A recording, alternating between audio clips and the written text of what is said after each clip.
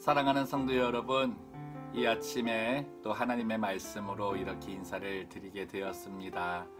하나님께서 날마다 우리에게 주시는 말씀, 그것이 이 시기에는 정말 큰 용기고 또 능력이고 또 저희가 다른 이들을 돌아볼 수 있는 좋은 계기가 된다 생각이 됩니다.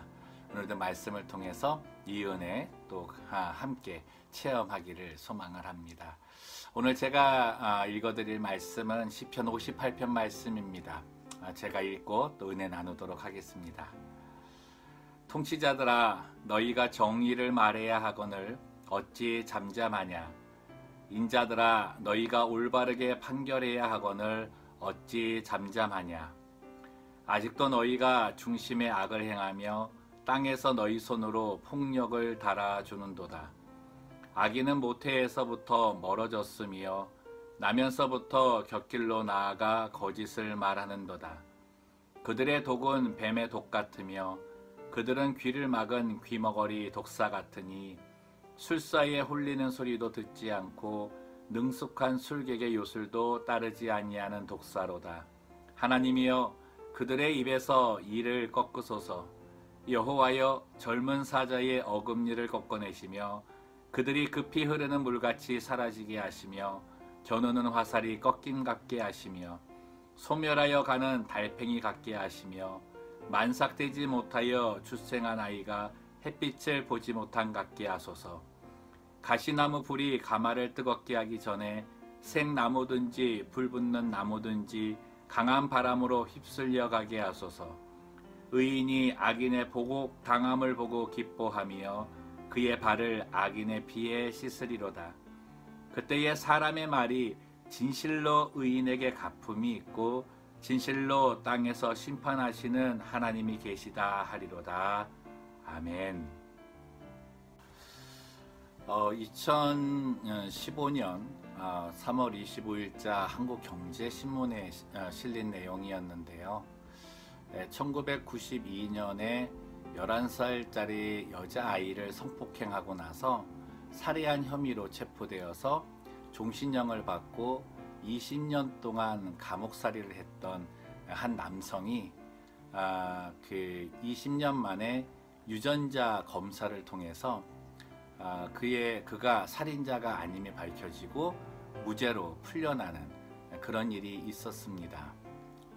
이 과정 속에서 이제 그 변호사와 또 그의 가족들이 20년간 그렇게 고통을 당하면서 힘쓴 결과로 얻은 건데요. 그 보상금이 2천만 달러, 한국 돈으로 약 220억 원을 이렇게 받았다고 합니다. 혹시 우리 성도님들 220억 받았다 그러니까 야, 저 인생 참 이제 폈다 뭐 이렇게 생각하실 수 있을지 모르겠는데요. 그가 그 감옥에 들어갔을 때가 22살이었습니다. 정말 파란만장한 청년의 시기를 보낼 수 있고 꿈도 가지고 모든 것에 소망을 가지고 살 그 나이에 그는 억울하게 그것도 살인자의 누명을 쓰고 20년 동안 감옥에 갇혀 있었다는 거죠. 이 판결을 받고 나니 피고인이 이런 말을 했습니다. 220억 받아서 다른 무엇보다도 20년간 살인자라는 누명을 쓰고 있는 아들을 돌아봐야 되는 이 부모님의 그 마음이 너무 아팠을 것 같은데 위로가 됐으면 좋겠고, 이것 가지고 앞으로 이제 살아가는 동안에 편한 삶을 살았으면 좋겠다, 이렇게 이야기하면서 마지막에 던진 말은, 하지만 이 돈이 나의 20년의 인생 그리고 우리 가족의 20년의 인생을 보상할 수 있겠는가, 이런 말을 남겼다고 해요. 정말 이 사람이 20년간 이렇게 들어가게 된 그 원인을 보면, 그 당시에 이 사건을 종결하기 위해서 이 수사 당국에서 이 증거를 조작하면서까지 이 친구를 잡아넣기 위해 애를 썼다는 겁니다. 그리고 법조계의 모든 것들도 이 수사 당국이 하는 그대로 따라서 빨리 일을 처리하고자 하면서 이거를 마무리 졌다는 거죠. 참 안타까운 일이 아닐 수가 없습니다.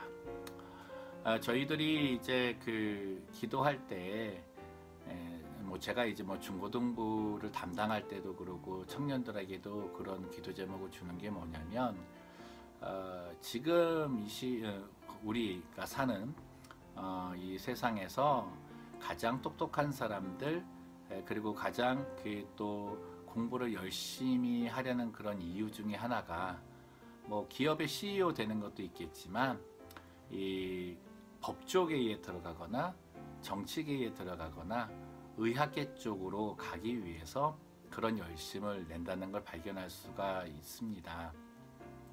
그래서 그들에게 이제 그런 꿈을 가진 아이들, 뭐 그 입시생들이라든가 아니면 대학의 과정에서 이 법조계, 의학계, 이 정치계에 있는 친구들에게 항상 이런 부탁을 합니다. 여러분들은 나중에 이 사회에 나오면 뭐 판사, 검사, 변호사가 되고 또 의사가 되고 또 정치계에 있는 정치인이 될 것입니다. 이 세 부류의 사람, 뭐 다른 분들도 있겠지만 이 특별히 세 부류의 사람들은 한 사람의 인생을 좌지우지할 수 있는 자리입니다. 그렇기 때문에 배우는 과정에서도 무엇보다 자신의 인품과 또 그리고 다른 사람들을 배려하는 그것부터 배워야 하고, 그리고 가장 중요한 것은 판사나 의사나 정치인들 모두가 판단을 하는 자리이기 때문에 항상 실수하는 이유가 무엇이냐면, 내가 가지고 있는 지식이 최고다, 내가 결정한 것이 마지막 최종 결정이다 라고 하는 오만함, 그런 속에 빠질 수 있기 때문에 내가 세상에서 모든 일의 결정이 최우선자라고 생각하지 말고 그 위에 누가 있다는 것을 반드시 기억하고 일을 진행해야 된다, 이렇게 이야기를 나눕니다. 내 위에 계신 분이 누구십니까? 바로 하나님이십니다. 이 땅에 이 세 부류의 사람들이 잘못 결정하는 그 이유가 바로 앞서 말씀드렸듯이 내 위에 누가 없다라고 생각을 하거든요. 그리고 그 자리에 올라갔을 때 가장 큰 기쁨을 누리는 것이 뭐냐면 권력이라고 하는 겁니다. 여러분, 권력은 정치인만 이렇게 행사하는 게 아니에요. 법조계 그쪽에 있는 사람들, 그 사람들만 행사하는 게 아니에요. 의사들도 자기가 가지고 있는 의술을 가지고서 그런 일들을 이렇게 할 수가 있습니다. 정말 오늘 시편 기자가 말하는 것이 이 땅의 통치자들, 그리고 이 땅에서 무언가 판결을 해야 되는 사람들, 정의를 이야기해야 되는데 정의에는 잠잠하고 이 세속의 그 흐르는 물결에 물질주의, 권력주의, 그런 데에 휩싸여서 자신들은 그 결정 이후에 큰 부를 누리고 명성을 얻을지 모르지만 그들의 그 결정에 따라 한 사람의 인생이 20년 동안 고통 속에 살아야 하는 그런 결과를 낳을 수 있다는 것, 그런 모습들 저희가 참 생각하면서 그들이 그런 곳에서 좀 벗어날 수 있도록, 그들이 모든 결정에 있어 자신들의 위에 정말 지혜의 근본이신 하나님이 계시다고 하는 것을 알게끔 우리가 기도해야 되는 것이 필요하다는 거죠. 이 시편 기자가 우리에게 주는 말, 우리 중에도요, 이 억울한 일 당한 사람들 많습니다. 법을 잘 모르니까요. 정치 쪽도 무슨 어떤 특별한 공부를 한 것도 아니고, 의학계는 더 그렇지 않습니까? 요즘 인터넷이 발전되어서 다른 많은 정보들도 있지만요, 실제적으로 내가 환자가 되고 또 내 가족이 환자가 되었을 때 이런저런 정보 아무리 갖다 대도요, 의사 한마디면 끝날 수 있거든요. 이런 부분을 본다면 정말 그 사람의 제한적인 지식, 한계가 있는 그 능력을 아는 것, 그것을 깨닫는 것이 먼저 우리 위정자들, 또 법조계에 있는 사람들, 의료계에 있는 사람들에게 필요하다라고 하는 거죠. 오늘 마지막 말씀이 참 저희에게 은혜가 됩니다. 그때의 사람의 말이 진실로 의인에게 갚음이 있고 진실로 땅에서 심판하시는 하나님이 계시다 하리로다. 정말 하나님의 조언을 듣기 위해 귀를 기울이고 조물주에 대하여, 창조주에 대한 믿음을 갖는 것이 이 땅을 다스리는 자들, 이 땅의 모든 부분을 결정할 수 있는 자들에게 얼마나 필요한가 저희들이 다시금 인식하게 되는 말씀입니다. 저희들 이제 요즘 이제 지금 이 상황, 코로나 상황에서도 위정자를 위해서 많이 기도하지 않았습니까? 의료계들을 위해서도 많이 기도하고 법조계들을 위해서 많이 기도하는데요. 여러분, 그 의약품 하나 세상에 나오기까지 이 세 부류가 얼마나 많은 로비 활동과 그런 연결되어 있는지 모릅니다. 그렇기 때문에 이 세상의 이윤이라고 하는 것, 자신들에게 이득이 위해서는 참 다른 모든 사람들을 배려하지 않는 모습들이 나타날 수 있기 때문에 저희들 정말 이 시기에 더욱더 기도해서 이 세속에 물들어 있는 이 정치계, 그리고 법조계, 의료계가 하나님의 정의를 실현할 수 있는 그러한 모습의 부류들로 바뀔 수 있도록 저희들이 열심히 기도해야 된다 생각을 합니다. 모든 사람이 그러는 건 아닙니다. 정말 양심적이고 선한 마음을 가지고 도와주는 사람들도 참 많습니다. 세상은요, 그런 좋은 사람들이 있기 때문에 아직도 이렇게 굴러가고 있는 것 같아요. 하지만 악화가 양화를 구축한다는 말이 있지 않습니까?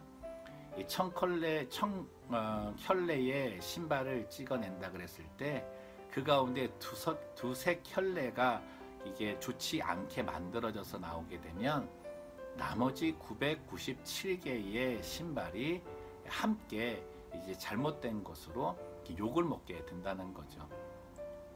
요즘 세상에도 그런 모습들이 있어서 정말 그 선한 마음으로 이 정치계, 법조계, 의료계 또 다른 모든 부류에서도 세상의 이익을 위해 또 많은 사람들에게 정말 그들의 윤택한 삶을 위해 열심히 일하는 사람들이 많은데 그들이 이 사람들 때문에 도매금으로 넘어가는 것이 안타까운 그런 상황입니다. 아무쪼록 오늘 하루는 저희들이 정말 세상을 주관할 수 있는 사람들, 사람의 생명을 좌지우지할 수 있는 사람들, 그리고 한 사람의 인생을 정말 그 행복과 불행을 나눌 수 있는 그 결정권자들을 위해서 기도했으면 좋겠습니다. 하나님이 심판자이시고 하나님이 판결자이시고 그리고 무엇보다도 그 하나님 앞에 자기가 먼저 서 있어야 된다는 것을 깨닫는 그러한 사람들이 되기 위해서 우리가 함께 기도했으면 좋겠습니다. 제가 아는 의사 선생님 한 분은 교회는 다니지 않습니다. 뭐 하나님 섬기는 그런 건 없는데 수술할 때마다 그런 말씀을 하셔요. 요즘 뭐 첨단 장비잖아요. 그래서 뭐 검사해가지고 뭐 사진까지 다 찍고 그래서 이제 수술하기 전에 이 부분 이렇게 해야 되겠다 결정을 하고 수술을 들어가는데 수술하기 전에 마음이 이렇게 마음가짐을 갖는데요. 나는 인간이기 때문에 인간의 한계를 넘어설 수가 없다고.